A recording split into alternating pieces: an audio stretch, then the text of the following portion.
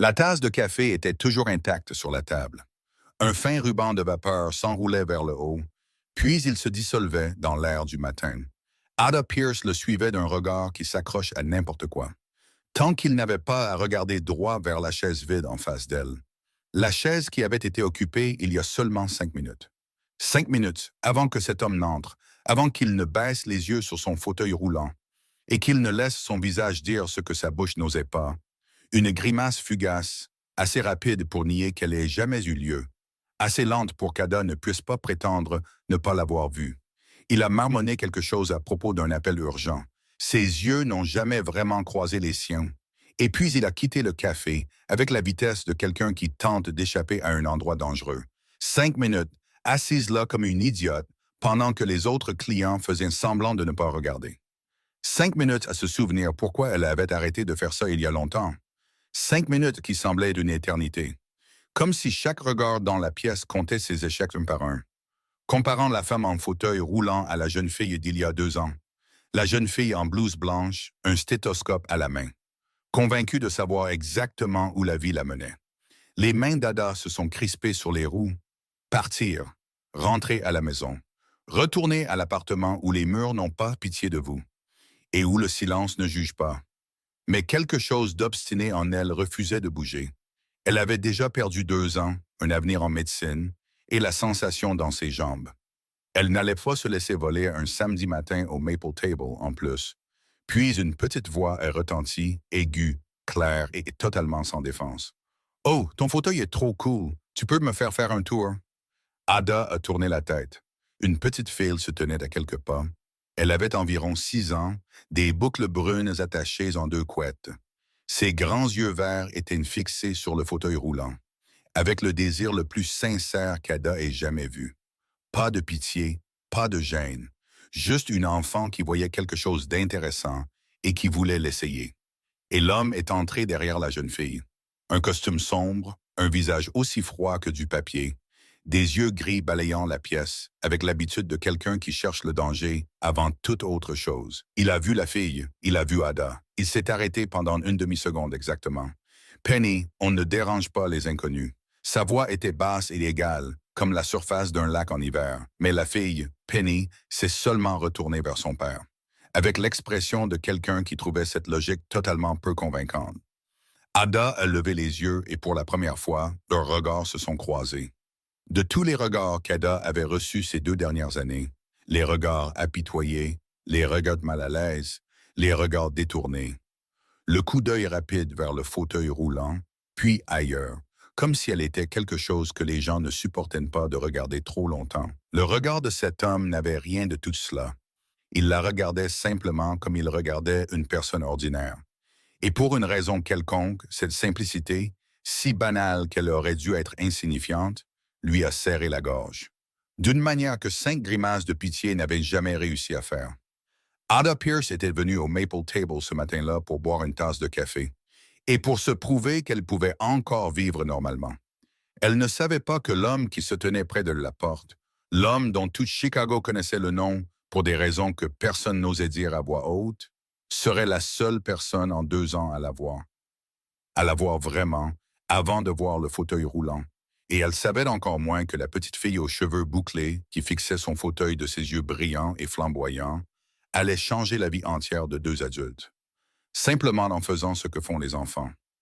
Regarder quelqu'un droit dans les yeux et décider qu'il mérite d'être aimé sans raison, sans condition. Si cette histoire vous a touché, s'il vous plaît, cliquez sur « J'aime » pour la soutenir et partagez-la avec quiconque pourrait avoir besoin d'entendre une histoire comme celle-ci aujourd'hui. N'oubliez pas de vous abonner pour ne pas manquer la suite du voyage d'Ada et de Raymond, car ce n'est que le début. Raymond Cole n'était pas le genre d'homme à s'asseoir à la table d'une inconnue. Son bras droit, Rupert, le savait. Toute l'organisation le savait. Mais Penny avait attrapé la manche de la veste de costume de son père, et elle l'avait regardé avec ses yeux verts qui ne reconnaissaient pas le mot non. Et Raymond Cole, l'homme que tout Chicago connaissait de nom pour des raisons que personne n'osait dire à voix haute, a tiré une chaise et s'est assis, comme si c'était la chose la plus évidente au monde. Ada Pierce a regardé la scène se dérouler sans savoir ce qu'elle était censée ressentir. Elle avait été prête à partir. Elle avait été prête à faire rouler son fauteuil hors du café, à rentrer chez elle et à se convaincre que ce matin n'avait rien signifié. Mais Penny s'est assise sur la chaise en face d'elle, avec le regard satisfait de quelqu'un qui venait d'accomplir une mission importante. Et Raymond s'est assis à côté de sa fille. Et soudain, Ada Pierce n'était plus seule à la table du coin. Penny a commencé à parler tout de suite, comme si elle avait accumulé des histoires toute la semaine, et qu'Ada était celle choisie pour les entendre. Combien de sortes de pâtisseries cette boulangerie avait? Comment aujourd'hui c'était l'anniversaire de grand-mère? Comment papa avait amené Penny ici pour acheter un gâteau à emporter? Mais Penny voulait s'asseoir à l'intérieur un petit moment parce que l'intérieur sentait meilleur. Et est-ce que Mademoiselle Ada aimait l'odeur de la cannelle parce que Penny adorait l'odeur de la cannelle? Ada a répondu à une question à la fois. Non pas parce qu'elle avait prévu de parler, mais parce que Penny ne laissait pas un silence assez long pour qu'Ada puisse refuser. Raymond est resté immobile à côté de sa fille, les deux mains posées sur la table, regardant le menu, mais sans vraiment le lire. Ada a réalisé qu'il laissait Penny mener la conversation, comme le fait quelqu'un qui l'a fait de nombreuses fois auparavant, laissant sa fille briser la glace dans des endroits où il ne savait pas comment s'aventurer. Puis Penny s'est retournée et a regardé droit le fauteuil roulant d'Ada, avec des yeux qui ne contenaient pas la moindre trace de pitié, et elle a demandé « Pourquoi tu roules dans ce fauteuil? Ton fauteuil est bien plus cool que le chariot que papa pousse au supermarché. » Raymond a dit doucement « Penny ». Juste un mot, bas, mais suffisant pour l'arrêter. Ada a levé son regard vers lui, puis vers la petite fille, qui attendait une réponse avec une sincérité totale. Et elle a dit « Ce n'est pas grave, j'ai eu un accident, je ne peux pas marcher, alors j'utilise ce fauteuil. » Penny a hoché la tête sérieusement, comme si elle traitait une information médicale importante. Et puis elle a dit « Je suis tombée de mon vélo une fois aussi. Mon genou a beaucoup saigné. Quand papa a soufflé dessus, ça a fait moins mal. Est-ce que tes jambes te font mal? Peut-être que papa peut te faire un câlin magique pour qu'elles aillent mieux. » Raymond a fermé les yeux un bref instant. Ada a senti quelque chose de chaud dans un coin de sa poitrine qu'elle pensait être devenu froid depuis longtemps. « Merci, ma chérie, a-t-elle dit, mais mes jambes ne me font pas mal. Elles ne fonctionnent juste pas. » Penny a réfléchi un moment, puis a hoché la tête, comme une télécommande avec des piles mortes. Cette fois, Raymond n'a pas fermé les yeux. Il a regardé sa fille avec une expression qu'Ada n'a saisie qu'une seconde, mais c'était suffisant pour comprendre. C'était le regard de quelqu'un qui aime une autre personne à tel point que ça fait mal. La conversation a coulé plus naturellement qu'Ada ne s'y attendait.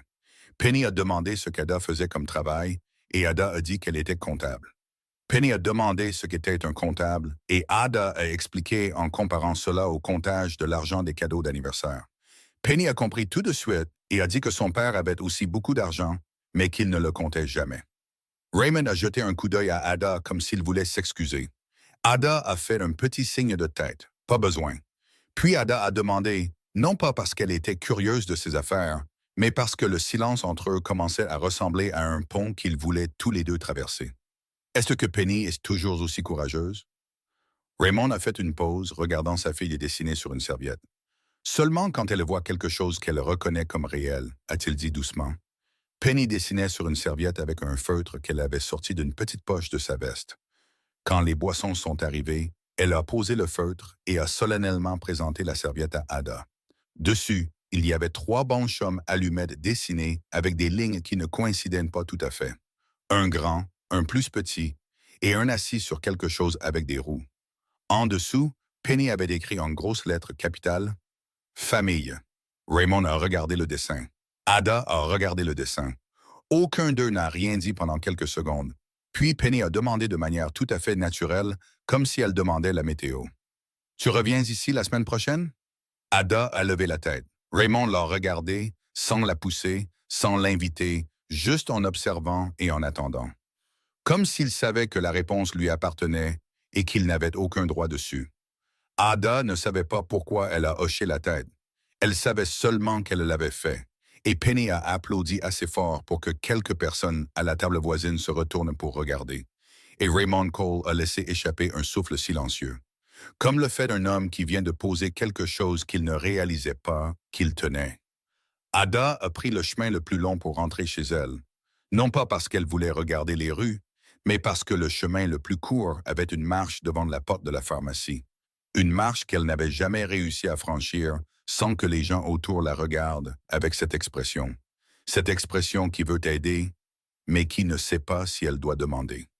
Aujourd'hui, elle n'avait pas la force de gérer les regards des autres. Le petit appartement du troisième étage l'a accueillie, avec le vieil ascenseur qui gémissait à l'ouverture des portes, avec l'odeur familière d'un espace qui avait été réaménagé, comme quelqu'un en fauteuil roulant réaménage un espace.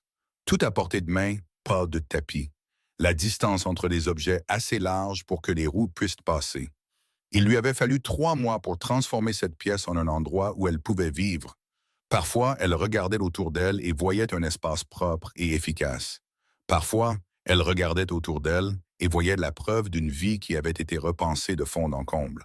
Parce que l'ancienne vie ne convenait plus. Son téléphone a vibré alors qu'elle accrochait son manteau au crochet. Carol a regardé le nom de sa mère s'illuminer sur l'écran pendant 2 secondes. Elle a pris une expression normale, puis a répondu. « Je viens de rentrer », a-t-elle dit avant que sa mère ne puisse demander. « Comment s'est passée ta journée ?» La voix de Carol était douce d'une manière qui avait été travaillée. Ni trop inquiète, ni indifférente. Équilibrée sur le fil ténu sur lequel elle avait appris à marcher ces 2 dernières années. « Bien », a dit Ada. Le mot est sorti si facilement que c'en était effrayant. « Bien » était le mot qu'elle utilisait le plus depuis l'accident. Plus que tout autre mot. À tel point qu'elle se demandait parfois s'il signifiait encore quelque chose, ou s'il était devenu seulement un son qu'elle faisait pour mettre fin à une question. « As-tu mangé? »« Pas encore, maman. »« Laisse-moi t'apporter de la soupe. »« Tu n'as pas besoin, j'en ai fait trop. »« Je ne peux pas la finir. » C'était la raison que Carol donnait toujours. Et Ada savait toujours que ce n'était pas entièrement vrai. Mais elle savait aussi que refuser cette fois ne ferait qu'inquiéter davantage sa mère. Alors elle a seulement dit d'accord et a raccroché. Carol est arrivée 45 minutes plus tard avec une marmite de soupe au poulet encore chaude et un petit sac de pain. Elle n'a pas posé de questions sur le matin. Elle n'a pas demandé si Ada était sortie, où elle était allée, qui elle avait vu. Elle a posé la soupe sur la cuisinière, a sorti un bol, en a servi pour sa fille. Puis elle s'est assise sur la chaise à côté de la petite table à manger. Et elle a commencé à parler du plant de tomates dans le jardin qui donnait des fruits, du chat du voisin qui continuait de se faufiler à travers la clôture, de Madame Morrison au bout de la rue qui venait de repeindre son portail, un jaune citron qui avait l'air étrange, mais qui honnêtement commençait à paraître normal si on le fixait assez longtemps. Ada a mangé la soupe et a écouté, et elle a compris que c'était ainsi que Carol l'aimait maintenant, avec des histoires sans rapport, avec une normalité soigneusement construite, comme les gens construisent une scène pour qu'Ada puisse s'asseoir à l'intérieur. Et pour un petit moment, ne pas être la femme en fauteuil roulant, juste la fille qui mange la soupe que sa mère a faite. Elle savait combien d'efforts cela demandait. Carol devait choisir chaque histoire, éviter tout ce qui pourrait toucher la blessure. Garder sa voix légère alors qu'à l'intérieur, elle devait s'inquiéter. Comme les mères s'inquiètent quand leurs enfants souffrent et qu'il n'y a rien qu'elles puissent faire pour y remédier. Quand Carol est partie, à l'appartement est retourné au calme. Comme un petit appartement retourne au silence quand il ne reste qu'une seule personne. Ada est restée assise un moment, puis le souvenir est revenu, comme il revenait toujours les après-midi comme celui-ci, quand rien n'était assez fort pour le noyer. Cette nuit-là, il pleuvait, et Ada était assise à l'arrière d'un taxi, après son dernier quart de stage avant les examens de fin d'études. 8 heures debout dans le service de l'hôpital. Fatigué, mais du genre de fatigue qui vient quand on est sur la bonne voie. Une voiture noire a grillé le feu rouge sur la gauche. Pas de crissement de frein. Pas le temps de comprendre ce qui se passait. Le chauffeur de taxi s'est cassé le bras. Ada a perdu toute sensation de la taille aux pieds. La voiture noire appartenait à Gerald Shaw, un homme dont l'avocate Diane Porter a tout géré si proprement qu'il n'y a pas eu une seule ligne dans les journaux. Un règlement assez important pour acheter le silence et pas assez important pour vivre. Et Ada Pierce, ancienne étudiante en 4e année de médecine, a signé les papiers. Parce qu'à l'époque, elle ne savait pas ce dont elle aurait besoin, ne savait pas à quoi ressemblerait son avenir, ne savait rien, sauf que ses jambes ne pouvaient plus sentir la température d'une couverture d'hôpital. Ada a ouvert son ordinateur portable, a tapé le nom du médecin dans la barre de recherche. Dr. Fiona Walsh, neurochirurgie, Chicago. Le site web est apparu avec des lignes qu'elle avait lues tant de fois qu'elle les avait mémorisées sans le vouloir. Taux de récupération, coût de la chirurgie, critères d'éligibilité. 340 000 $. Elle a fixé ce nombre, puis elle a fermé l'ordinateur portable. Pas aujourd'hui. C'est ce qu'elle se disait toujours. Pas aujourd'hui. Comme si un autre jour attendait quelque part. Un jour qui serait plus approprié pour affronter ce qui ne pouvait être affronté. Son téléphone a vibré, un numéro inconnu. Ada a regardé l'écran avec la prudence de quelqu'un qui avait reçu suffisamment d'appels inconnus en 2 ans. La plupart du temps, des assurances, parfois l'hôpital, jamais rien de bon. Mais c'était un texto, pas un appel. Et le message ne contenait qu'une seule phrase. « Penny veut savoir ton nom. » Raymond Cole. Ada a lu le message, l'a relu, a vu le nom de Raymond Cole et s'est souvenu qu'elle connaissait ce nom avant qu'il ne s'assoie à sa table ce matin. Un nom qui n'avait pas besoin d'introduction à Chicago. Un nom qui venait avec des choses que les gens ne disaient pas à voix haute lors des dîners polis. Elle a posé le téléphone, a regardé le plafond, a regardé à nouveau le téléphone. Puis, avant que la partie prudente de son esprit ne puisse parler, son doigt avait déjà tapé 2 mots et appuyé sur envoyer. Ada Pierce. Cette semaine-là, Ada a reçu 3 autres textos du numéro de Raymond Cole. Le premier est arrivé lundi soir, une seule phrase. Penny a demandé quelle sorte de pâtisserie tu aimes. Le deuxième est arrivé mercredi matin. Elle a dit, si tu ne réponds pas, ça veut dire que tu n'aimes pas les pâtisseries. Et ça ne peut arriver à personne.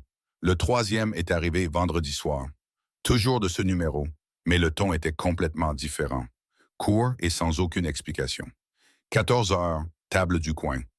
Ada a lu le 3e message et est restée très immobile pendant un long moment, avant de taper en retour un seul mot. D'accord.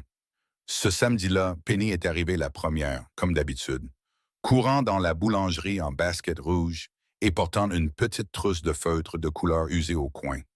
Raymond est entré après elle. Costume bleu marine, cheveux soigneusement peignés à la manière d'un homme habitué à être observé. Ses yeux ont balayé la pièce une fois, avant de s'arrêter sur la table du coin où Ada était assise. Cette fois, il n'y a eu aucune surprise, aucune demi-seconde d'hésitation. Il a tiré une chaise et s'est assis comme si c'était quelque chose qu'il avait fait de nombreuses fois auparavant. Et d'une certaine manière, c'était déjà la 2e fois. Penny a immédiatement ouvert sa trousse de feutre et a commencé à dessiner, la langue tirée en se concentrant. Son absence temporaire de la conversation a créé un type d'espace différent, plus étroit, fait pour 2 adultes, et les choses que les adultes se disent quand personne n'attend pour écouter. Ada a demandé ce qu'il faisait. Raymond a dit « l'immobilier ». Sa voix plate comme quelqu'un qui lit une déclaration d'impôt. Ada a demandé s'il aimait ça. Cette question a fait faire une pause à Raymond, d'une manière que les questions sur les revenus ou les profits ne l'auraient jamais fait. Comme si le mot « aimer » était une unité de mesure qu'il n'avait pas l'habitude d'utiliser dans ses calculs. Il a baissé les yeux sur sa tasse de café, puis sur Penny, qui dessinait avec la concentration d'un chirurgien. Et puis, il a dit 3 mots qu'Ada savait qu'il resterait avec elle pendant un certain temps. C'est nécessaire. Pas oui, pas non, pas parfois. Il a répété les mots comme un mantra fatigué. Un contraste frappant avec la façon dont Ada rêvait de sa propre carrière. Ada l'a regardé et a pensé à la photo en blouse blanche sur le mur de son appartement. À la façon dont elle regardait cette photo et voyait quelqu'un d'autre. À la façon dont il y a des métiers que les gens choisissent et des métiers pour lesquels les gens sont choisis. De manière à ce que personne ne dit à voix haute. Ils ont parlé plus facilement qu'Ada ne s'y attendait. Pas de grandes choses, mais de petites choses. De Chicago en automne, de quel café était Homer de la bonne manière, de comment Penny avait décidé cette semaine qu'elle ne porterait que du rouge, parce qu'elle avait lu que le rouge était la couleur des gens courageux. Raymond a raconté cette partie avec la voix d'un homme fatigué qui ne pouvait s'empêcher de trouver ça drôle. Et Ada a observé ses yeux quand il regardait sa fille, des yeux qui étaient complètement différents de tout ce qu'il montrait quand il regardait autre chose. Assez doux pour qu'Ada doive détourner le regard, parce qu'elle avait l'impression d'assister à quelque chose de trop privé. Cette nuit-là, dans un sous-sol sous un immeuble qui, sur le papier, appartenait à une société immobilière parfaitement légitime, Raymond Cole était assis à la tête d'une table, et il est devenu un homme entièrement différent. Il n'y avait pas de père regardant sa fille et dessiné avec tendresse dans son regard. Il n'y avait pas d'homme répondant à une question sur son travail avec une rare hésitation. L'homme à la tête de cette table était froid et décidé, et quand il parlait, toute la pièce se taisait. De la manière dont une pièce se tait quand quelqu'un avec un réel pouvoir parle. Pas un pouvoir qui a été accordé. Les capitaines de l'organisation ont fait leur rapport un par un. Gerald Shaw s'infiltrait dans le territoire du Sud. Pas avec la violence, mais avec de l'argent. L'achetant morceau par morceau, lentement et patiemment. Comme quelqu'un qui savait qu'il n'avait pas besoin de se presser. Raymond a écouté sans interrompre, son expression inchangée. Et quand il a parlé, ce n'était que 2 phrases. Mais 2 phrases ont suffi pour que tout le monde dans la pièce sache que la réunion allait se terminer et qu'ils avaient du travail à faire. Rupert est resté à ses côtés après que la pièce se soit vidée. Il a regardé son patron rassembler les documents, puis a parlé. Sur le ton d'un homme posant une question dont il connaissait déjà la réponse. La femme à la boulangerie. Comment s'appelle-t-elle? Raymond n'a pas arrêté de bouger ses mains. Ada Pierce. Vous avez retenu son nom. Ce n'était pas une question. Raymond a levé les yeux, son regard direct. Penny a demandé. Rupert a hoché la tête et n'a rien dit de plus, mais le coin de sa bouche s'est levé. De la manière qu'un homme qui avait travaillé avec Raymond Cole pendant 12 ans comprenait. Cela signifiait que son patron se mentait à lui-même. Et il savait qu'il se mentait à lui-même. Et il n'était toujours pas prêt à ce que quelqu'un le lui fasse remarquer. 2 jours avant cette réunion du samedi, Diane Porter était passée devant le Maple Table tôt le matin.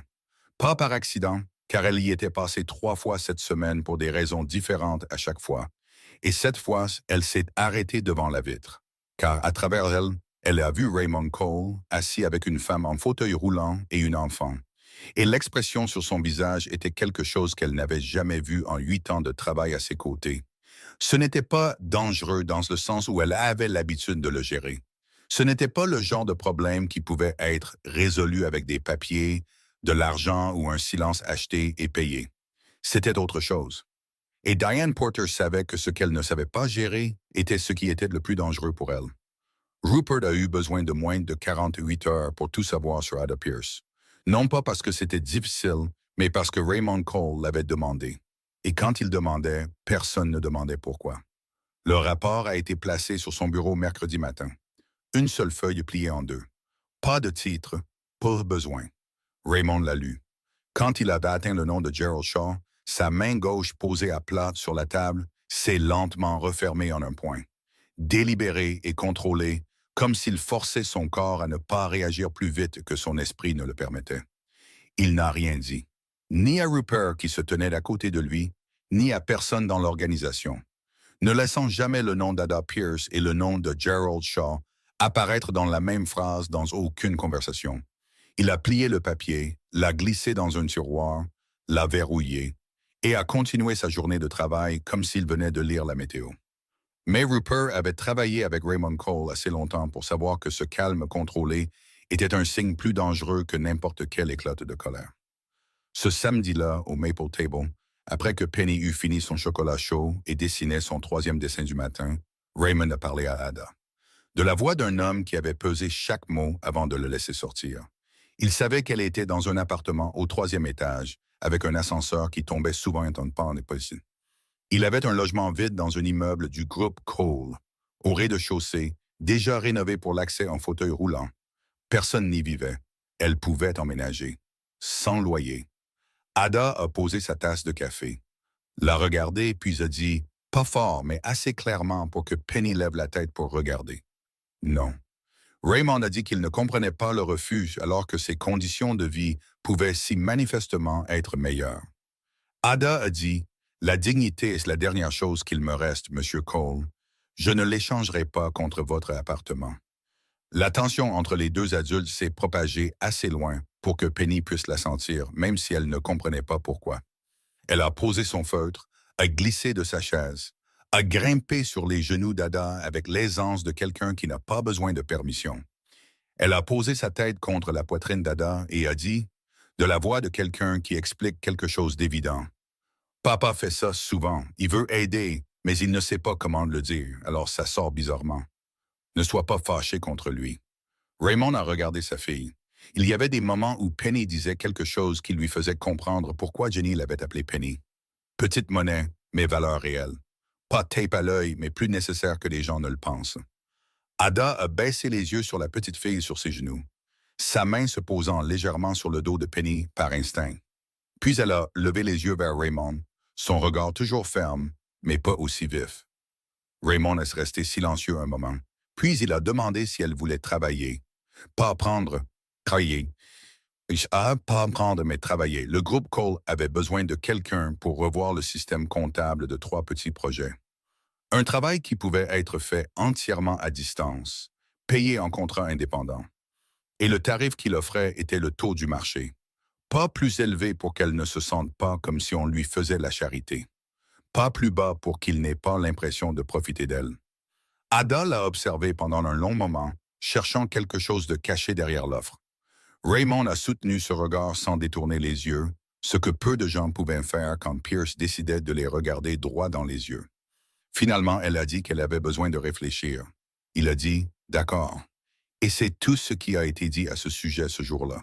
3 jours plus tard, Ada a envoyé son accord par courriel. La semaine suivante, elle s'est rendue à l'immeuble du groupe Cole pour signer le contrat, roulant son fauteuil roulant à travers l'entrée vitrée coulissante dans un hall en marbre, où les lumières se reflétaient assez vivement pour qu'elle puisse se voir dedans. Une femme en fauteuil roulant dans un espace conçu pour des personnes qui marchent debout sur 2 jambes. Diane Porter sortait de l'ascenseur au moment où Ada entrait. Les 2 femmes se sont arrêtées dans la large distance du hall. Se regardant pendant une seule seconde, Kada n'a pas compris pourquoi elle semblait plus lourde qu'une seconde normale. Diane Porter portait un tailleur gris, ses cheveux en un chignon serré. Le visage d'une femme habituée à tout contrôler autour d'elle et à reconnaître instantanément quand quelque chose échappait à ce contrôle. Elle a regardé Ada, a regardé le fauteuil roulant, a regardé le contrat dans la main d'Ada. Puis a souri avec sa bouche tandis que ses yeux ne souriaient pas.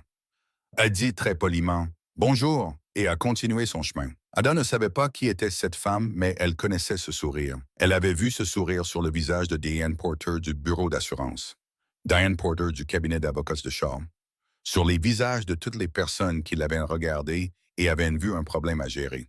Ce soir-là, Rupert a frappé à la porte du bureau de Raymond, est entré, s'est tenu près de l'entrée et a dit, de la voix plate et sans émotion d'un messager habitué à livrer de mauvaises nouvelles. Shaw connaît son nom maintenant. Le courriel est arrivé à 14 heures un mercredi après-midi. L'objet était si clair qu'une fois qu'Ada a fini de le lire, elle n'a pas eu besoin de lire autre chose pour savoir ce qu'il y avait à l'intérieur. La compagnie d'assurance refusait de couvrir la neurochirurgie expérimentale du Dr. Fiona Walsh, précisant que la procédure n'était pas incluse dans les services couverts. Que 340 000 $ dépassaient de la police d'assurance, non négociable. Appel possible dans les 30 jours en utilisant le formulaire ci-joint. Ada a lu le courriel une fois, puis elle a fermé l'ordinateur portable. Puis elle est restée immobile dans son appartement alors qu'il s'assombrissait progressivement.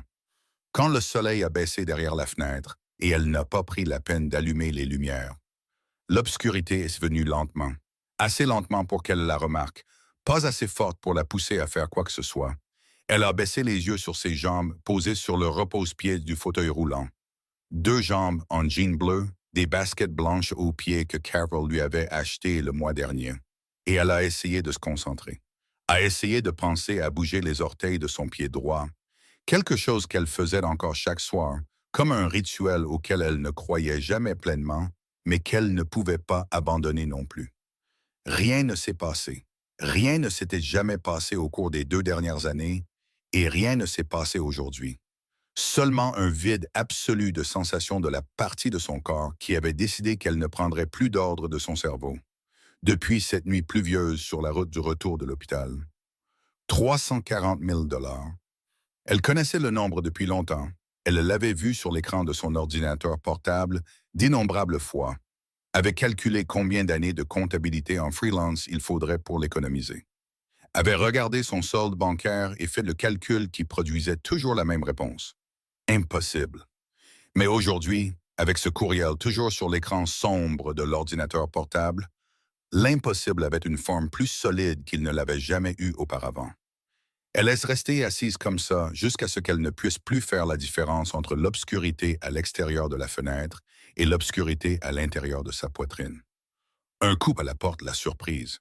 Carol se tenait dans le couloir, tenant une boîte de pâtisserie de la boutique où elle s'arrêtait avant l'accident. La boulangerie sur Elm Street, où le propriétaire se souvenait toujours qu'Ada aimait la garniture pumpkin. Carol n'avait pas appelé à l'avance. Elle n'a pas expliqué pourquoi elle était venue. Elle a seulement regardé sa fille assise dans la pièce sombre et a posé la boîte sur la table, puis s'est agenouillée au niveau des yeux d'Ada. De la manière dont les gens s'agenouillent quand ils veulent parler à quelqu'un en fauteuil roulant sans le faire lever les yeux. Elle n'a pas demandé ce qui s'était passé. Elle n'a pas demandé pourquoi la pièce était sombre. Elle n'a pas demandé si Ada allait bien parce qu'elle connaissait déjà la réponse au moment où sa fille a ouvert la porte. Elle a seulement pris Ada dans ses bras, ses deux mains s'enroulant autour des épaules de sa fille.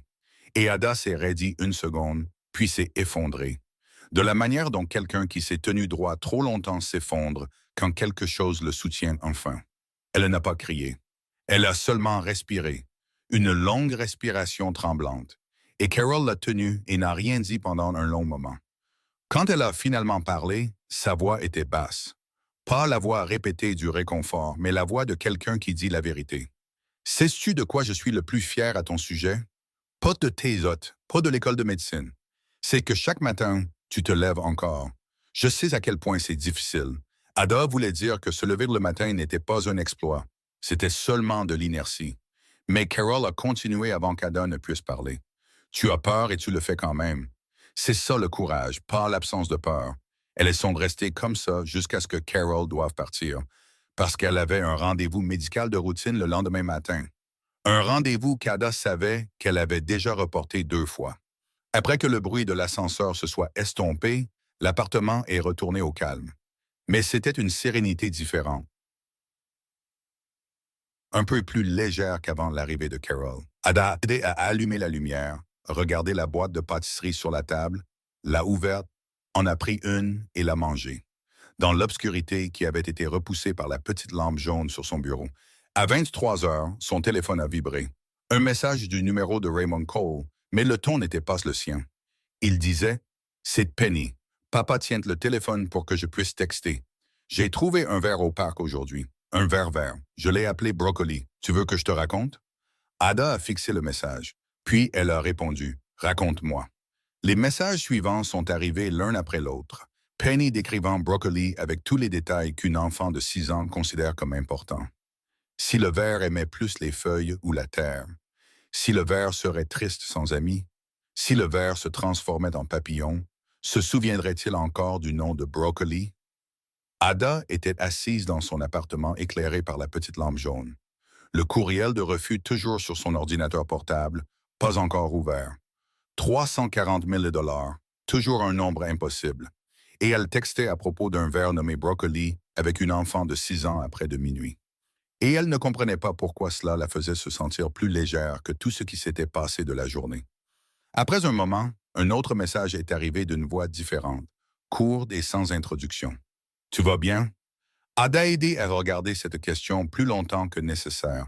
Puis, pour la première fois depuis de nombreux mois, elle n'a pas tapé « bien ». Elle a tapé « pas aujourd'hui, mais ça va mieux ». Et elle l'a envoyé avant de pouvoir le supprimer. L'écran est resté silencieux un moment. Puis seulement 2 mots sont revenus, je sais. Ada a commencé à chercher un soir après avoir envoyé le rapport comptable pour le premier projet du groupe Cole. Non pas parce qu'elle soupçonnait quelque chose, mais parce qu'elle était le genre de personne qui avait besoin de comprendre pleinement la chose dont elle se tenait proche. Elle a tapé le nom de Raymond Cole dans la barre de recherche et a laissé les résultats parler d'eux-mêmes.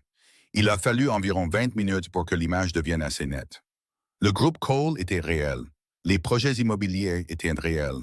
Le chiffre d'affaires annuel était réel. Mais sous cette couche de paperasse légale, il y avait des choses qui n'étaient pas imprimées dans les journaux grand public, des choses qui n'apparaissaient que sur des sites d'investigation indépendants, dans des rapports qui avaient été classés pour des raisons que personne ne pouvait vraiment expliquer, dans des phrases écrites si soigneusement que le lecteur comprenait le sens, tandis que l'écrivain n'avait jamais à être tenu responsable des mots. Raymond Cole contrôlait la chaîne d'approvisionnement souterraine du côté nord de Chicago. Son organisation était armée. Son nom était apparu dans au moins 3 enquêtes fédérales au cours des 10 dernières années, et aucune d'entre elles n'avait jamais abouti à un résultat. Ada a fermé le navigateur, est resté immobile, puis l'a rouvert, et a tout relu une fois de plus pour s'assurer qu'elle ne se trompait pas. Elle ne se trompait pas. Ce samedi-là, au Maple Table, Penny était chez sa grand-mère. Donc, pour la première fois, il n'y avait que 2 adultes assis l'un en face de l'autre, sans la petite fille pour combler l'espace entre eux. Ada a attendu que les boissons arrivent, a attendu que le magasin devienne un peu moins bruyant, puis a posé sa tasse de café et a regardé Raymond Cole droit dans les yeux. « Qui êtes-vous » Ce n'était pas une question sur son travail. Ils savaient tous les deux qu'elle ne demandait pas à propos de l'immobilier. Raymond l'a regardé en retour, son expression ne montrant aucune surprise d'un homme confronté de nulle part.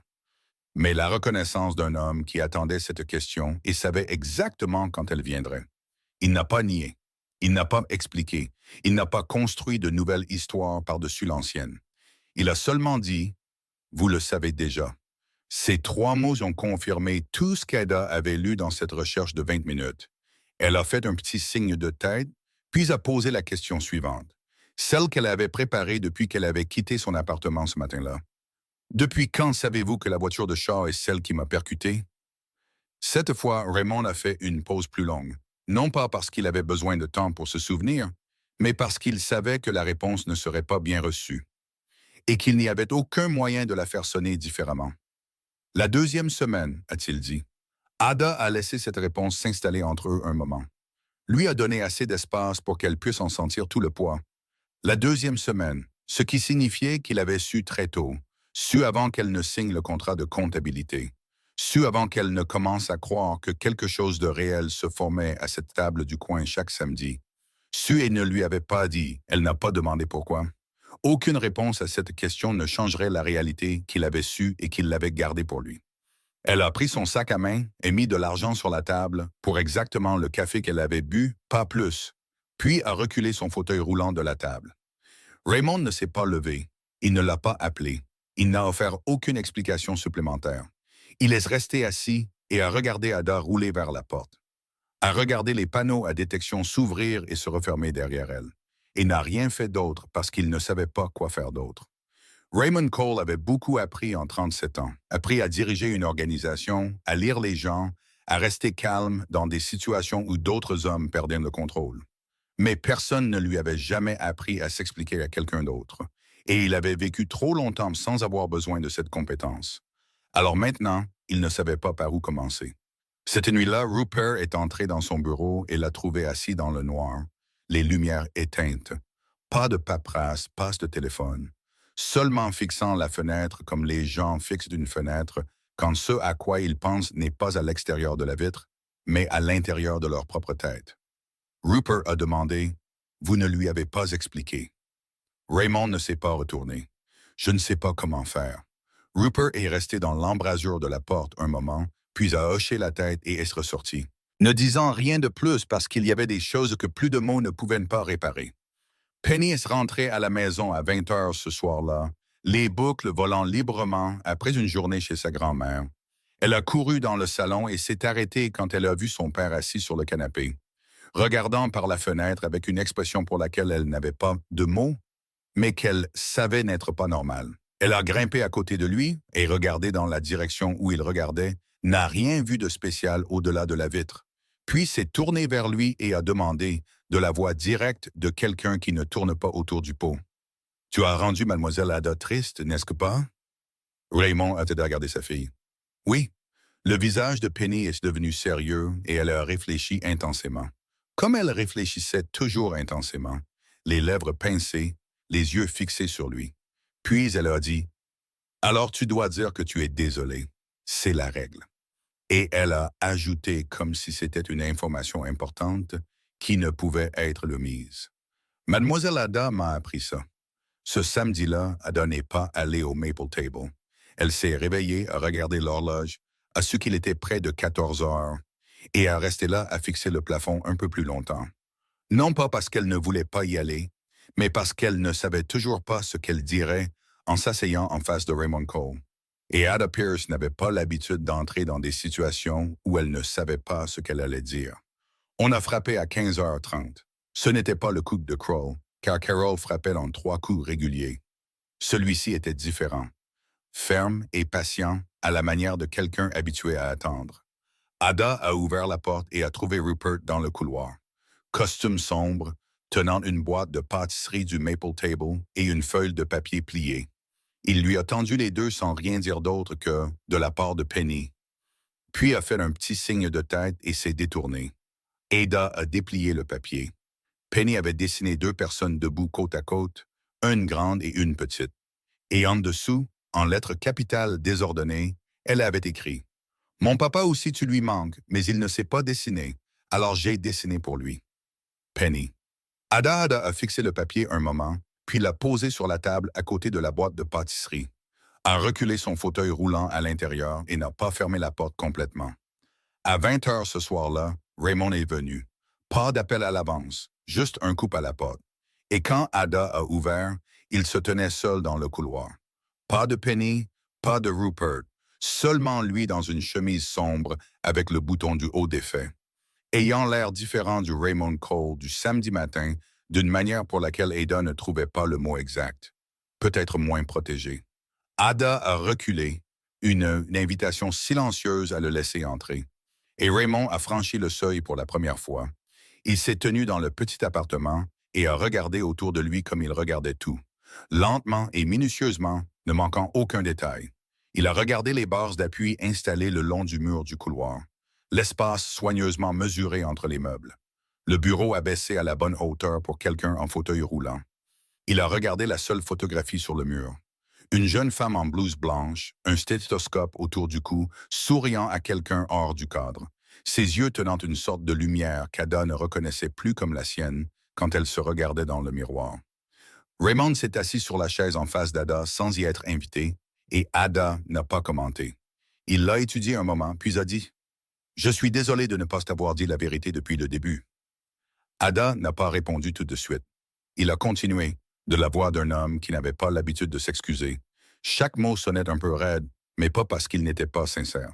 Je ne sais pas comment m'expliquer aux autres, je n'ai jamais eu à l'apprendre. Puis, après une pause, Jenny était la seule personne à qui je n'ai jamais eu à m'expliquer. Elle comprenait sans que je dise quoi que ce soit. Ada a entendu le nom une deuxième fois, et cette fois, ce n'était pas une mention désinvolte qui a été coupée. C'était placé dans la conversation exprès. Il n'a pas raconté grand-chose, mais c'était suffisant. Jenny n'était pas morte à cause du monde interlope. Elle était morte d'un cancer. 3 ans entre le diagnostic et la perte de sa mère par Penny à 2 ans. Et ce qu'il regrettait, ce n'était pas de ne pas avoir pu la sauver, mais de n'avoir jamais dit les choses qu'il supposait qu'elle savait déjà, donc il n'avait pas besoin de les dire. Le regret d'un homme qui était resté silencieux trop longtemps parce qu'il croyait que le silence suffisait. Ada a écouté et n'a pas interrompu. Quand il s'est arrêté, elle a parlé. Non pas pour changer de sujet, mais parce que quelque chose dans la façon dont il parlait du regret lui a donné envie de dire la vérité. Sur quelque chose dont elle disait rarement la vérité à qui que ce soit. Elle lui a parlé du courriel de l'assurance, des 340 000 $, du Dr. Walsh et du taux de réussite de 65% qu'elle avait mémorisé, de la façon dont elle fermait son ordinateur portable chaque fois qu'elle l'ouvrait. Parce que si elle fixait ce nombre trop longtemps, le petit espoir qu'elle essayait de garder commençait à ressembler à un tour qu'elle se jouait à elle-même. Quand Raymond a entendu 340 000, il est devenu complètement silencieux. Pas le silence de quelqu'un qui n'a rien à dire, mais le silence de quelqu'un qui traite l'information, comme le fait un homme habitué à prendre des décisions. Ada l'a vu dans ses yeux, quelque chose a changé. Pas de la pitié, mais du calcul dans le meilleur sens du terme. Comme un homme qui regarde un problème et trouve la solution. Quand Raymond s'est levé et s'est dirigé vers la porte, il s'est arrêté sur le seuil et a dit sans se retourner. « Oh, il y a quelque chose que je peux faire. » Ada a dit. « Raymond, non. » Il s'est retourné et l'a regardé une dernière fois avant de sortir. « Tu sais que je n'écouterai pas. » La porte s'est fermée. Ada est restée assise dans l'appartement silencieux et a réalisé qu'elle ne voulait pas entièrement qu'il écoute. Cette nuit-là, ailleurs dans la ville, Diane Porter était assise dans une voiture garée, son téléphone collé à l'oreille. Sa voix calme, comme si elle discutait du programme de la réunion de la semaine prochaine. Shaw, je sais comment la gérer sans poser la main sur elle. 2 jours après que Raymond ait quitté l'appartement d'Ada, un message est arrivé de son numéro. Court et formulé d'une manière qu'Ada a reconnue immédiatement comme délibérée dans chaque mot. Le docteur Fiona Walsh a une consultation de libre ce jeudi à 10 heures du matin. C'est une information. La décision t'appartient. Ce n'était pas une invitation. Ce n'était pas une offre. C'était seulement une information. Comme il l'avait dit. Ada l'a lu 3 fois et remarqué à quel point c'était différent de la fois où il lui avait offert l'appartement, et remarqué qu'il avait appris quelque chose de ce moment. Puis a posé son téléphone et n'a pas répondu tout de suite. Elle laisse rester avec le message dans sa tête tout l'après-midi, passant en revue toutes les raisons pour lesquelles elle devrait refuser, puis toutes les raisons pour lesquelles elle ne devrait pas. Et le soir, elle a répondu. D'accord. La clinique du Dr. Walsh était au 12e étage du Memorial Medical Building. Les fenêtres donnaient sur le côté nord de la ville. Une brillance matinale vive-entrée, assez pour qu'Ada comprenne pourquoi les gens choisissaient en cette pièce pour dire des choses difficiles. Le Dr. Walsh était une femme dans la quarantaine, avec la voix de quelqu'un habitué à expliquer des choses compliquées d'une manière qu'un auditeur pouvait retenir. Ne simplifiant pas au point de perdre en précision, mais n'utilisant pas non plus la terminologie comme une armure. Elle a examiné le dossier d'Ada, a posé quelques questions supplémentaires, puis a dit les choses qu'Ada avait déjà lues sur le site web. Mais elles sonnaient entièrement différentes lorsqu'elles étaient prononcées à voix haute, dans une pièce remplie de lumière réelle et avec une personne réelle assise en face d'elle. La lésion de la moelle épinière d'Ada était incomplète.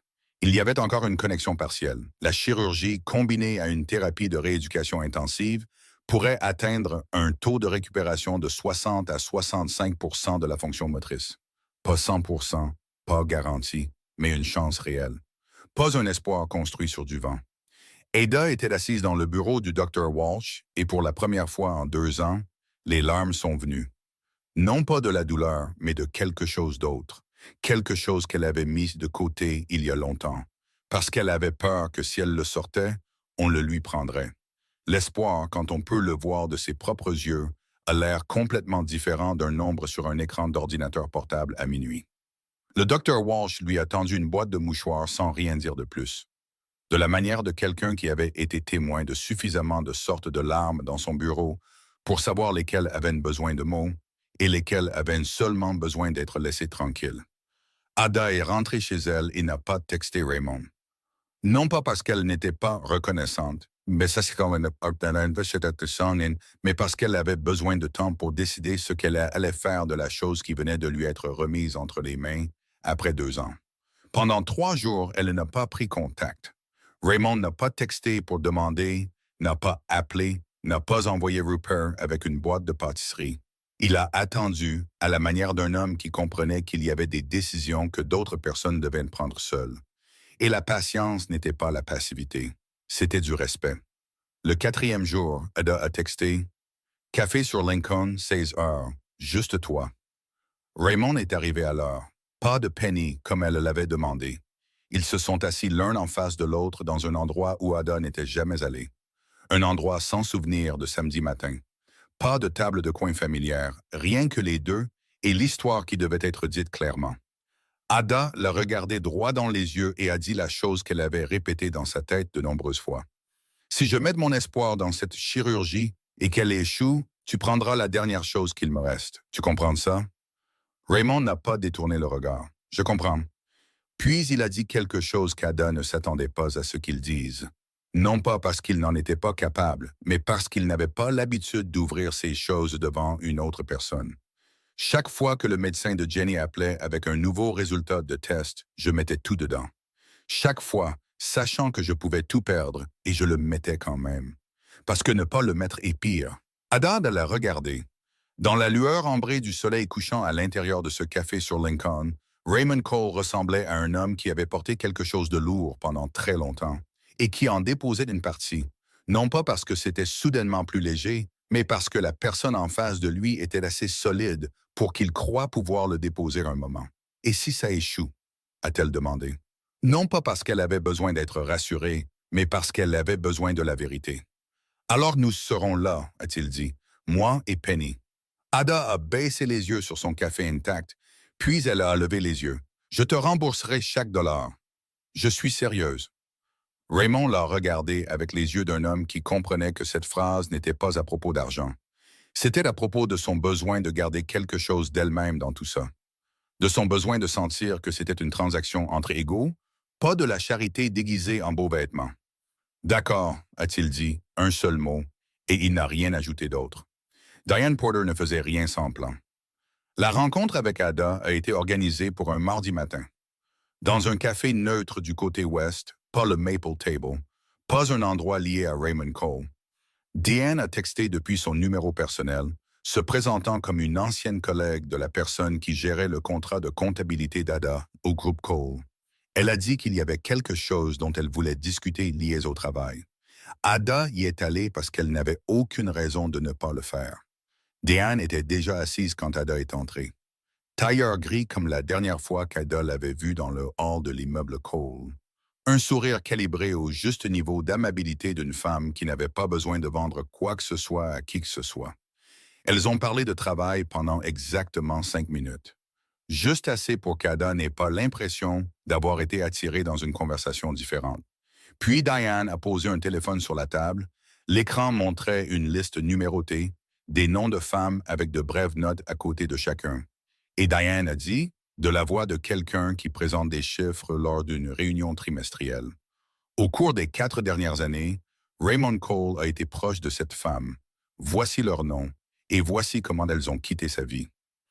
Ada a regardé l'écran. 7 noms. À côté de chaque nom, il y avait quelques lignes. Pas beaucoup, juste assez pour esquisser un schéma. La première est restée 8 mois, la deuxième 6 mois. La troisième a duré presque 1 an, mais a disparu après qu'elle ait commencé à poser trop de questions sur Penny. Aucune d'entre elles n'a été jetée au sens vulgaire du terme. Elles étaient simplement appelées de moins en moins, invitées de moins en moins. Jusqu'à ce que la distance devienne assez grande pour que personne n'ait besoin de dire une fin formelle à voix haute, a dit Diane. Aucune d'entre elles ne pensait être temporaire. Puis elle a regardé droit Ada et a ajouté la phrase finale, son ton toujours calme, comme si elle lisait la météo. Qu'est-ce qui vous rend plus spécial qu'elle? Le fauteuil roulant. Ada n'a pas répondu. Elle n'est pas partie tout de suite. Elle laisse rester assise environ 30 secondes de plus, assez longtemps pour que Diane ne puisse pas dire ce que cette phrase avait touché. Puis Ada est reculée de la table, a dit « Merci pour l'information » et est partie. Elle n'a pas pleuré dans le café. Elle n'a pas pleuré dans l'ascenseur en rentrant chez elle. Elle n'a pas pleuré quand elle a fermé la porte de l'appartement et s'est assise au milieu de la pièce. Alors que les ombres de fin d'après-midi glissaient sur les murs. Ada Pierce ne pleurait pas pour des choses comme ça. Elle a fait quelque chose de plus dangereux. Elle laisse rester immobile et a regardé la question droit en face, ne l'esquivant pas, ne la rejetant pas immédiatement, mais la fixant comme elle avait autrefois fixé des cas difficiles dans sa dernière année d'école de médecine. Avec la concentration de quelqu'un qui croyait que si elle regardait assez longtemps, elle trouverait la réponse. Qu'est-ce qui la rendait plus spéciale qu'elle? Penny l'aimait bien. Oui, elle avait les samedis matins et les textos sur un verre nommé Broccoli. Et la façon dont Raymond la regardait d'une manière qui ne ressemblait à aucun regard qu'elle avait reçu en 2 ans. Mais ces autres femmes, n'avaient-elles pas pensé avoir des choses similaires, elles aussi? Elle a pris son téléphone et a tapé un message à Raymond. « Je dois annuler samedi. Quelque chose est survenu. » Elle l'a envoyé, a éteint l'écran et posé le téléphone face contre table. Raymond a répondu en moins de 2 minutes. « Qu'est-ce que c'est? » Elle n'a pas répondu. Il a appelé. Ou elle n'a pas décroché. Il a appelé une 2e fois. Elle a mis le téléphone en silencieux. De l'autre côté de la ville, Raymond Cole a fixé l'écran de son téléphone et a su avec certitude que ce n'était pas une course soudaine. Il a appelé Rupert et n'a dit que 3 mots. « Trouve ce que c'est. » Rupert a eu besoin de moins de 2 heures. Diane Porter a rencontré Ada Pierce ce matin au café du côté ouest. Rupert n'a pas ajouté de détails car il n'en avait pas besoin. Raymond Cole a compris suffisamment pour savoir exactement ce que Diane avait fait Et quel genre d'arme elle avait utilisé? Il est allé à l'appartement d'Ada à 20 heures ce soir-là, a frappé. Pas de réponse. Il a frappé une deuxième fois. Pas pressé, pas fort, de la manière d'un homme qui continuerait à frapper. Ada. Pas de réponse, mais aucune voix ne lui a dit de partir non plus. Il s'est assis par terre dans le couloir, le dos contre le mur à côté de la porte, et a parlé assez fort pour que sa voix traverse la porte en bois sans crier. Je ne sais pas ce que tu as entendu aujourd'hui, mais je suis là. À l'intérieur, Ada était assise près de la porte, son dos contre l'intérieur de celle-ci. Là où le dos de Raymond reposait à l'extérieur, séparé seulement par l'épaisseur d'un morceau de bois. Elle l'a entendu s'asseoir dans le couloir. Elle a entendu le silence d'un homme qui avait dit ce qu'il avait à dire, et qui était maintenant simplement là, ne demandant rien de plus. Aucun d'eux n'a reparlé, mais ils étaient tous les deux là. Et c'était différent d'être seul, même avec la porte toujours fermée. Ada n'a pas beaucoup dormi cette nuit-là, mais ce n'était pas parce que la question de Diane la tourmentait encore. La question était toujours là. Elle n'avait pas de réponse certaine, et peut-être qu'elle n'en aurait jamais. Mais quelque chose a changé après qu'elle ait entendu Raymond s'asseoir par terre dans le couloir devant sa porte et d'y rester sans rien demander. Elle ne savait pas combien de temps il était resté assis là. Elle savait seulement que lorsqu'elle a ouvert la porte vers 23 heures, le couloir était vide et il y avait un petit papier plié en 4 posé sur le seuil avec seulement 4 mots manuscrits. « Je suis toujours là ». Le lendemain matin, Ada a décidé de sortir. Non pas parce qu'elle avait tout réglé dans sa tête, mais parce que rester dans l'appartement un jour de plus ne l'aiderait à rien résoudre. Elle est sortie de l'immeuble à 9 heures du matin, a pris le chemin familier vers le Maple Table, non pas pour entrer, seulement pour bouger, pour laisser l'air matinal de Chicago faire ce que 4 murs ne pouvaient pas. L'homme qui se tenait devant le magasin ressemblait à quelqu'un qui attendait un taxi, les mains dans les poches de son manteau, les yeux sur son téléphone. Mais quand Ada s'est approchée, il a levé les yeux. Et Ada a su immédiatement que ce n'était pas quelqu'un qui attendait un taxi. Parce que les gens qui attendent des taxis n'ont pas cet air. Il y avait une reconnaissance délibérée dans son regard. Il n'a pas parlé, ne s'est pas approché. Il s'est seulement penché et a placé une enveloppe jaune pâle sur l'accoudoir du fauteuil roulant d'Ada. Puis il s'est éloigné dans la direction opposée au rythme ordinaire de quelqu'un qui venait d'accomplir ce pourquoi il était venu. Ada a fixé l'enveloppe une seconde, puis l'a ouverte. À l'intérieur se trouvaient des photographies, 5 d'entre elles. Des clichés nets pris avec un bon objectif de loin. La première montrait Ada et Raymond assis au Maple Table, Penny entre eux. Une radiance matinale brillante illuminant les 3 visages avec clarté. La deuxième montrait Ada entrant dans le hall de l'immeuble Cole avec le contrat à la main. La troisième montrait Ada devant la clinique du Dr. Walsh, Raymond à ses côtés, Penny tirant la main d'Ada vers l'entrée.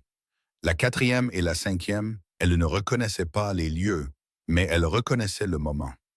Des moments où elle avait pensé être seule. Glissé derrière les 5 photos se trouvait un petit bout de papier. Les lettres dactylographiées, régulières. Pas de titre, pas de signature, seulement une phrase. Quelqu'un en fauteuil roulant ne devrait pas se tenir trop près de Raymond Cole. Ada est restée immobile dans son fauteuil roulant devant le Maple Table, l'enveloppe à la main, et a réalisé que son corps ne tremblait pas. Non pas parce qu'elle ne comprenait pas ce que c'était, mais parce qu'elle comprenait et qu'elle avait déjà décidé. Décidé la nuit dernière alors qu'elle était assise le dos contre sa porte, écoutant un homme s'asseoir par terre dans le couloir parce qu'il ne connaissait aucun autre moyen de rester.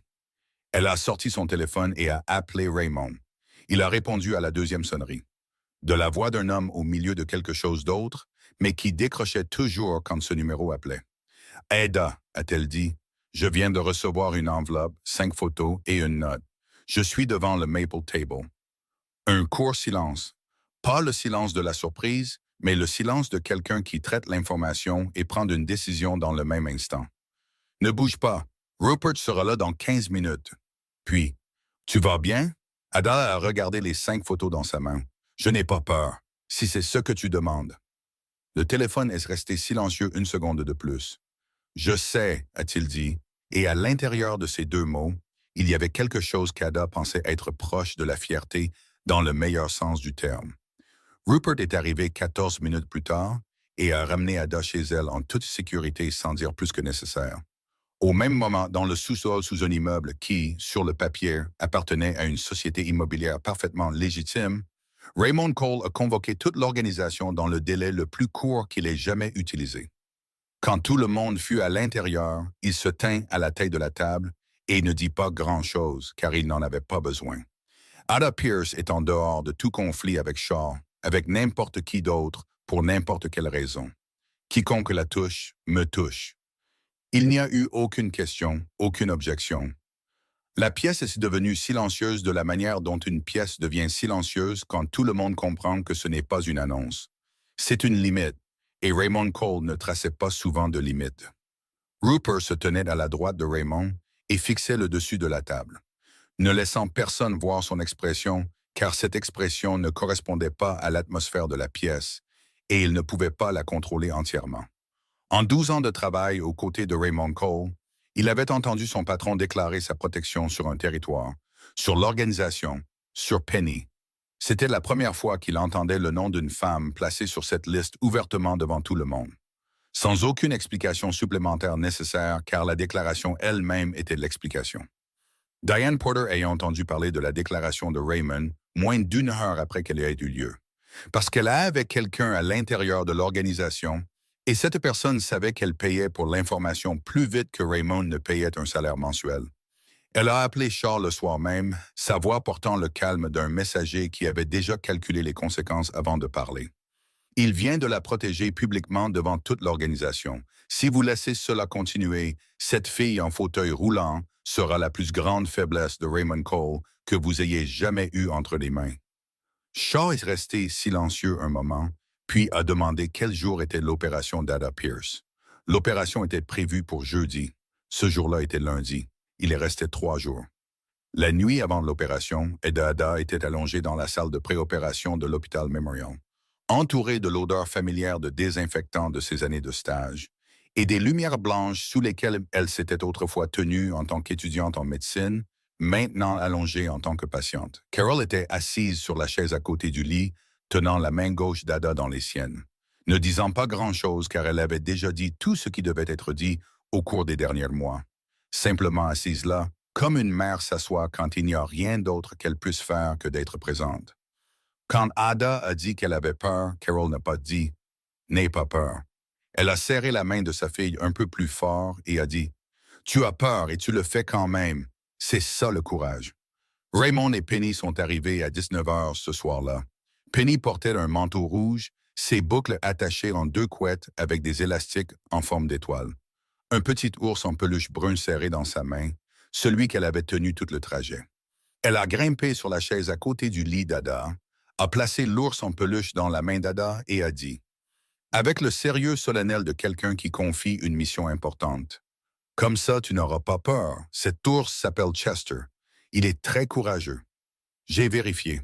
Ada a regardé l'ours dans sa main, puis Penny, et a senti quelque chose à l'intérieur de sa poitrine s'adoucir. D'une manière que les sédatifs préopératoires ne pouvaient pas toucher. Après un petit moment, Carol a emmené Penny dans le couloir avec l'excuse de trouver le distributeur automatique, laissant Raymond et Ada seuls dans la chambre. Ils se tenaient à côté du lit, la regardant, sans s'asseoir, comme un homme qui savait qu'il devait partir, mais ne voulait pas encore partir. Ada a demandé s'il allait bien. La question inversée par rapport à d'habitude. Raymond a dit qu'il allait bien, puis il a dit la phrase qu'elle avait besoin d'entendre. Non pas parce qu'elle était faible, mais parce que ce soir, elle avait besoin de l'entendre de cet homme. « Je serai là quand tu te réveilleras. » Ada l'a regardé. « Promets-le-moi. » Il a rencontré ses yeux sans ciller. « Je le promets. » Raymond a quitté l'hôpital à 20h30, Rupert conduisant le trajet familier de retour à travers le côté nord. Ils n'ont pas vu la première voiture jusqu'à ce qu'elle leur coupe la route à l'intersection devant eux. Et le temps que Rupert vérifie le rétroviseur, la deuxième voiture s'était déjà garée derrière eux, les bloquant. 4 hommes sont sortis. Pas d'armes à la main car ils n'en avaient pas besoin. Le nombre seul assurait qu'ils n'en avaient pas besoin. Rupert a été gardé à l'intérieur de la voiture. Raymond a été emmené dans le premier véhicule.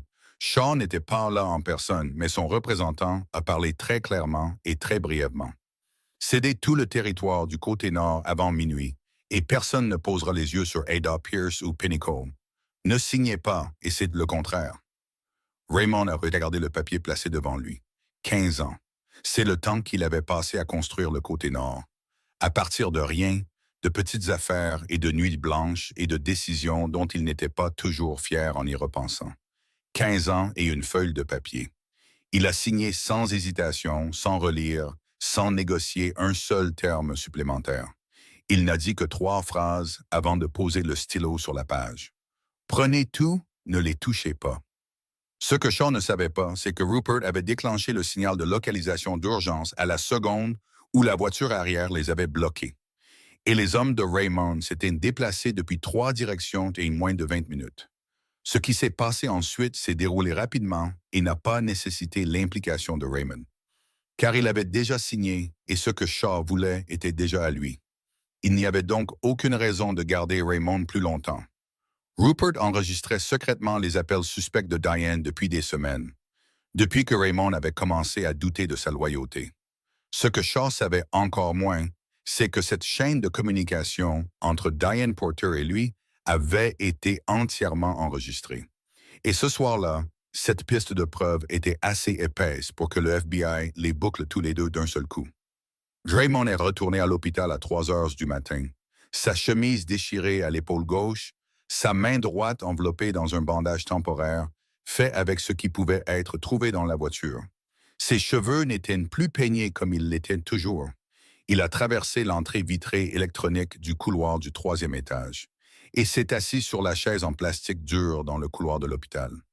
Avec la posture d'un homme qui venait de poser quelque chose de très lourd et n'avait pas encore décidé ce qu'il était censé ressentir à ce sujet. Carol était assise au fond du couloir depuis que Penny s'était endormie sur le banc à côté d'elle. Elle a regardé Raymond entrer, a vu le tissu déchiré et la main bandée, et l'expression de quelqu'un qui avait payé un prix dont elle ne connaissait pas le montant exact, mais comprenait qu'il n'était pas petit. Elle s'est levée, s'est dirigée vers le distributeur automatique au bout du couloir, a mis de l'argent dedans et pris une tasse de café chaud dans un gobelet en papier. Est revenue et l'a posée à côté de Raymond sans rien dire, sans rien demander. Puis s'est assise sur la chaise à côté de lui et a regardé droit devant elle les portes de la salle d'opération qui étaient encore fermées et silencieuses au bout du couloir. Le Dr. Walsh est sorti de la salle d'opération à 6h17 du matin, toujours en tenue chirurgicale verte, son masque baissé sur son cou. Et elle a regardé vers les 3 personnes assises dans le couloir. De la manière dont les gens regardent quand ils portent de bonnes nouvelles et qu'ils savent qu'ils portent de bonnes nouvelles. Elle a souri avant de dire quoi que ce soit, et ce sourire a précédé les mots assez longtemps pour que Carol commence à pleurer avant même d'avoir entendu une seule phrase. Le Dr. Walsh a dit « L'opération a réussi.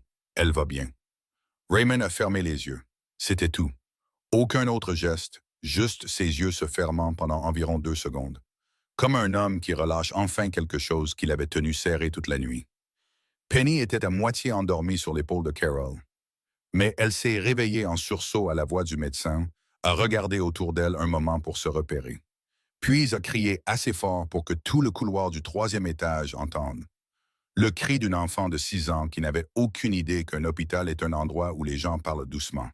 Carol n'a pas caché ses larmes, n'a pas cherché de mouchoir, n'a pas détourné son visage.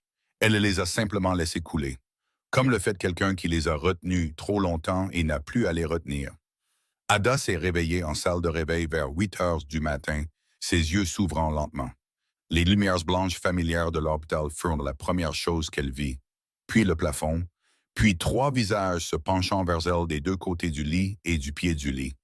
Carol était à sa gauche, les yeux encore rouges. Penny était à sa droite, serrant la main d'Ada avec ses 2 petites mains.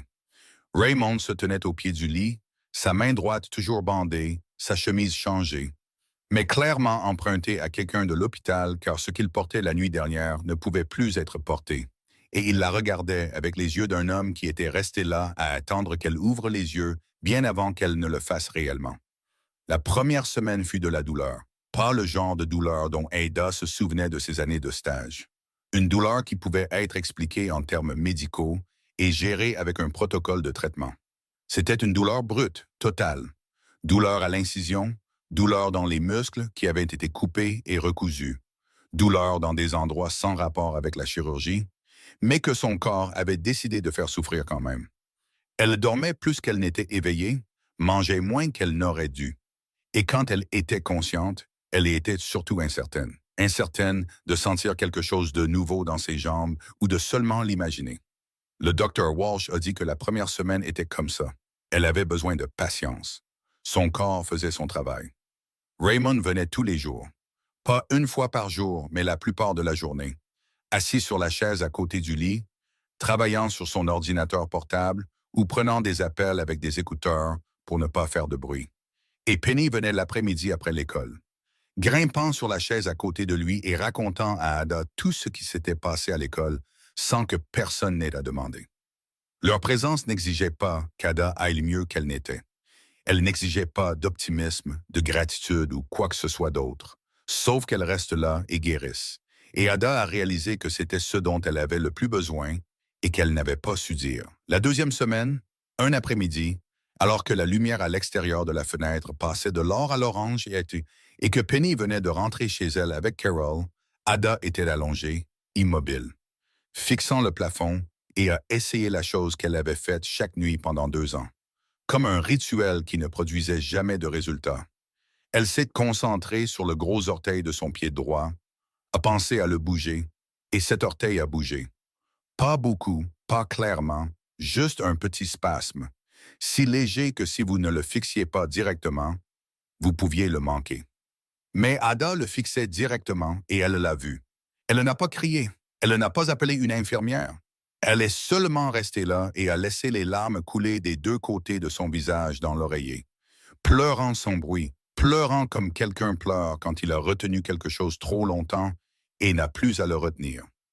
Raymond, assis à côté du lit, l'a vu, a vu le minuscule mouvement, a vu les larmes, et il a posé sa main sur celle d'Ada sans rien dire, sans demander si elle allait bien, sans dire un mot du tout, laissant seulement sa main là et la laissant pleurer.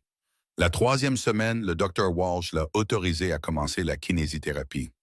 Le couloir de thérapie mesurait environ 12 pas de long, des barres métalliques des deux côtés, le sol recouvert de caoutchouc antidérapant. Le premier jour, Ada a pu se tenir debout, appuyée des deux mains sur les barres.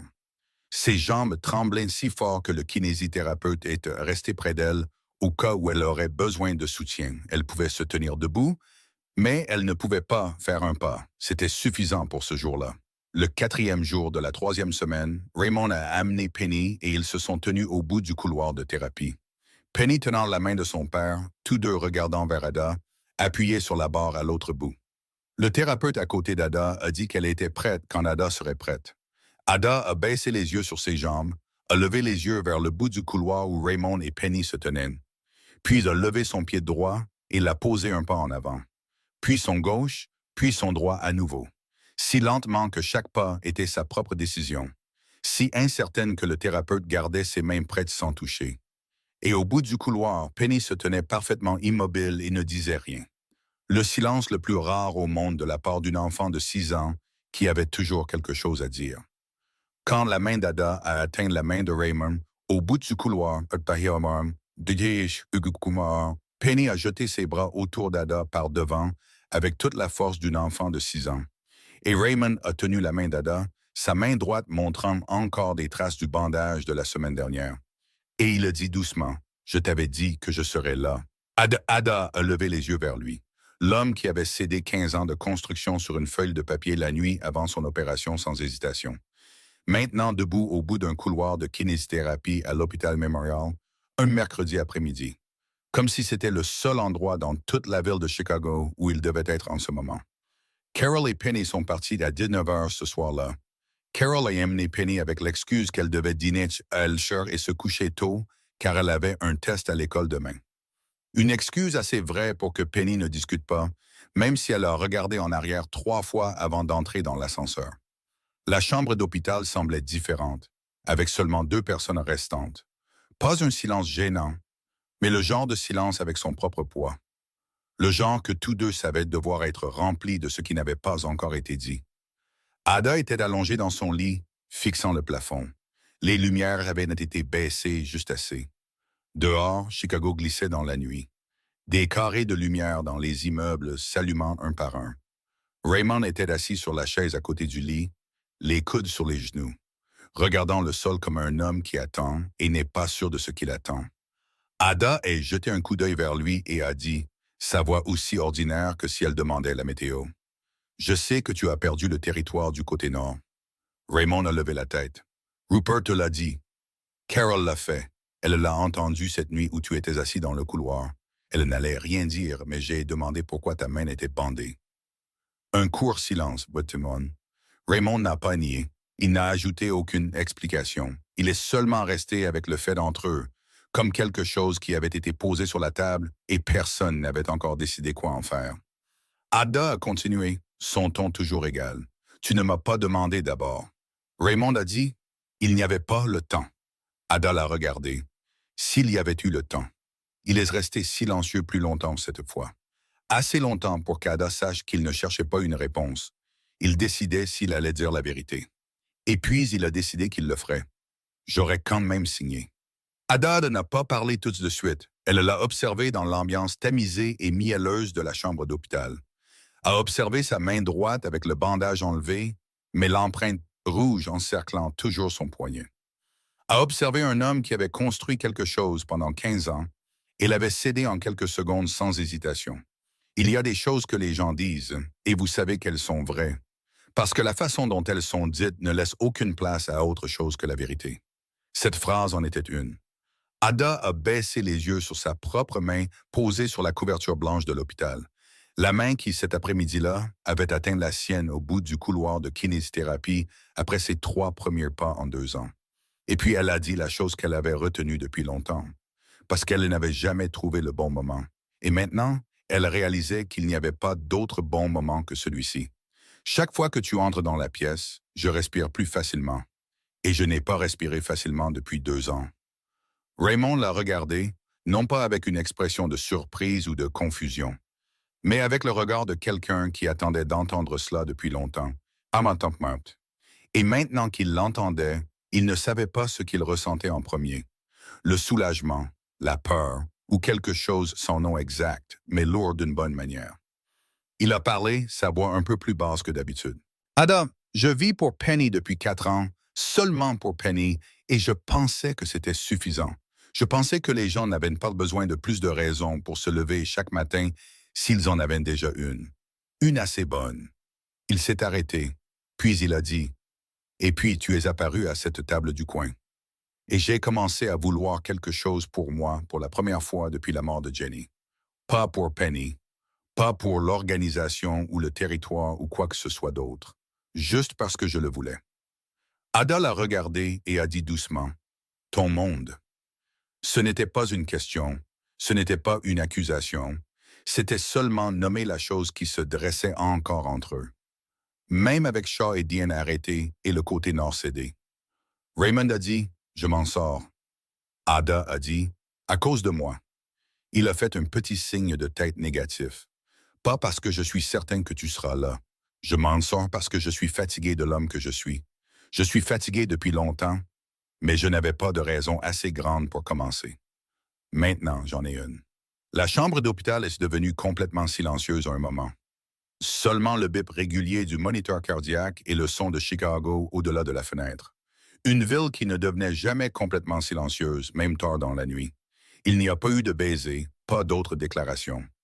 Raymond s'est levé, a rapproché un peu la chaise du lit, puis s'est rassis et a posé sa main sur celle d'Ada sur la couverture. Ses doigts s'entrelaçant légèrement avec les siens de la manière naturelle de 2 personnes qui avaient traversé beaucoup de choses ensemble et qui n'avaient plus besoin de mots pour expliquer pourquoi elles étaient assises comme ça. Ada n'a pas retiré sa main. Elle a regardé par la fenêtre Chicago, scintillant dans le noir, avec des milliers de fenêtres éclairées et des milliers de vies se déplaçant en parallèle. Et pour la première fois en 2 ans, elle n'a pas regardé la ville avec le sentiment de quelqu'un qui se tient à l'extérieur et regarde à l'intérieur, mais avec le sentiment de quelqu'un à l'intérieur, lui appartenant, ayant quelque chose à retrouver le lendemain matin. Il y a des choses qui changent si lentement. Les personnes qui les vivent ne le remarquent pas jusqu'à ce qu'un jour, elles le regardent en arrière et réalisent qu'elles se tiennent dans un endroit complètement différent de celui où elles ont commencé. Pour Ada Pierce, le changement le plus lent et le plus clair était de la façon dont elle entrait dans une pièce.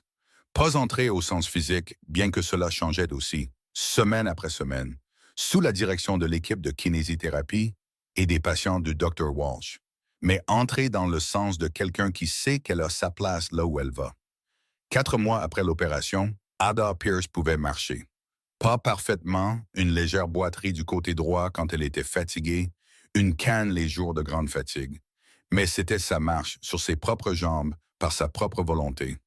Le Dr. Walsh a dit que le résultat avait dépassé les attentes initiales. Il l'a invité à rejoindre le programme de stage de conseil en rétablissement des patients à l'hôpital Memorial, disant que quelqu'un qui avait parcouru un chemin comme celui d'Ada avait quelque chose à donner aux autres patients qu'aucun manuel ne pouvait enseigner. Ada a accepté sans avoir besoin de beaucoup de temps pour réfléchir. Ces mois avec Raymond n'ont pas été faciles dans le sens où tout avait été résolu. Coopérer avec le FBI pour démanteler l'organisation était un long travail sans raccourci. Chaque étape comportant des décisions compliquées et des personnes affectées, de manière dont Raymond devait assumer la responsabilité, même s'il n'était pas le seul responsable. Rupert est resté à ses côtés à chaque étape, non pas parce qu'on le lui avait dit, mais parce qu'il l'avait choisi. Et cette loyauté était le genre de loyauté qui vient d'un homme qui comprend que son patron fait ce qu'il faut, même quand la bonne route est rarement la plus facile. Il y avait des soirs où Raymond venait voir Ada après des réunions avec des avocats et des agents du FBI, son visage fatigué de la manière dont la fatigue a de la profondeur. Et Ada ne demandait pas de détails, car il y avait des choses qu'elle n'avait pas besoin de savoir en entier. Elle lui versait seulement un verre d'eau, s'asseyait à côté de lui, et laissait les mots non dits faire leur travail. De la manière dont ils avaient appris que parfois, le silence l'un à côté de l'autre était suffisant.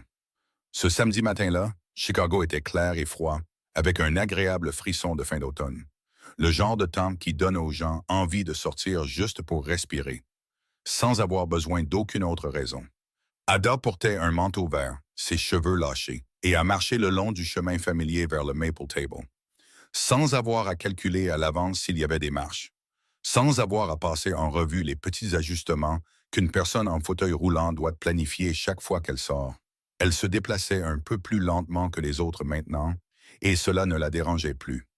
Penny l'a vue à travers la vitre de l'intérieur du magasin avant même qu'Ada ne pose la main sur la porte.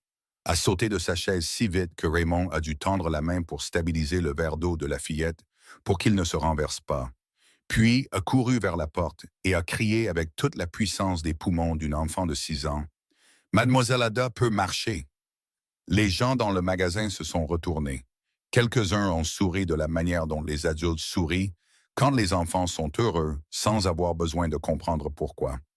Et Ada se tenait dans l'embrasure de la porte avec Penny, qui l'enlaçait autour de la taille, souriant d'une manière dont elle ne se souvenait pas la dernière fois qu'elle avait souri comme ça.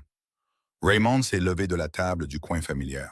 Il a regardé Ada franchir le seuil transparent, a regardé chaque pas légèrement inégal mais stable sur le plancher en bois, et sur un visage que Rupert avait observé pendant 12 ans et dont il pouvait compter le nombre de vrais sourires sur une main, un sourire est apparu, sans se cacher, sans contrôle.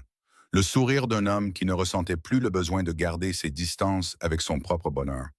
Rupert était assis à la table du coin en face d'eux, une tasse de café à la main, regardant son patron sourire et comprenant que Raymond Cole était vraiment parti, avait quitté l'homme qu'il avait été. Et c'était quelque chose que Rupert avait attendu assez longtemps de voir sans être sûr qu'il le verrait un jour. Ada s'est assise sur la chaise en face de Raymond. La chaise qui, sans que personne n'ait besoin de l'attribuer, était la sienne depuis longtemps déjà. Sur la table, il y avait 2 tasses de café, encore fumantes, que Raymond avait commandées avant son arrivée. Ada a regardé le café, la fine vapeur s'enroulant dans la lumière du matin, puis a levé les yeux vers Raymond. « Ton café est encore chaud. » Raymond l'a regardé en retour. « Le tien aussi. Cette fois, c'est différent. » Penny était assise entre eux, regardant d'un visage à l'autre, puis a secoué la tête avec l'expression de quelqu'un qui en avait assez vu pour avoir des opinions. Les adultes sont si bizarres. Ils ont tous les deux ri, et ce rire s'est mêlé au bruit chaleureux d'un samedi matin au Maple Table. L'endroit où cette histoire a commencé avec une tasse de café froide et un regard sans pitié. Il y a des choses qui commencent avec une enfant qui court pour demander un tour et qui se terminent avec cette femme n'ayant plus besoin d'un fauteuil roulant, mais voulant toujours s'asseoir à cette table, boire son café chaud. Écoutez Penny parler d'un VR ou d'un papillon ou de tout ce qu'elle trouvait important ce jour-là, et regardez l'homme en face d'elle la regarder en retour, comme si elle était la seule chose dans la pièce qu'il avait besoin de voir. L'histoire d'Ada et de Raymond nous rappelle quelque chose de simple, que la vie peut nous faire oublier quand elle devient chargée, que la dignité ne réside pas dans ce que nous parvenons à garder. Elle réside dans la façon dont nous nous relevons avec ce qui reste. Que le véritable amour ne commence pas avec la perfection. Il commence au moment où quelqu'un nous voit vraiment, avant de voir quoi que ce soit d'autre. Et que parfois, la personne qui change notre vie n'est pas celle que nous attendons. Mais une enfant de 6 ans en chaussures rouges avec une vieille trousse de feutre usée, qui regarde un fauteuil roulant et ne voit qu'un tour intéressant. Si cette histoire vous a touché de quelque manière que ce soit, s'il vous plaît, cliquez sur j'aime et partagez cette vidéo avec les personnes qui, selon vous, pourraient avoir besoin d'entendre une histoire comme celle-ci aujourd'hui. N'oubliez pas de vous abonner pour ne pas manquer les prochaines histoires, car nous avons toujours de nouveaux voyages qui attendent d'être racontés. Et pour vous, l'histoire d'Ada et de Raymond a-t-elle évoqué quelque chose dans votre propre vie? Avez-vous déjà eu un moment où quelqu'un vous a vu comme Raymond a vu Ada? Partagez vos sentiments dans les commentaires ci-dessous. Nous voulons vraiment entendre ce qui vient du fond de votre cœur. Nous vous souhaitons, à vous et à votre famille, une santé de fer, une vie joyeuse et des samedis matins chaleureux avec les personnes que vous aimez. Au revoir et à bientôt dans la prochaine vidéo.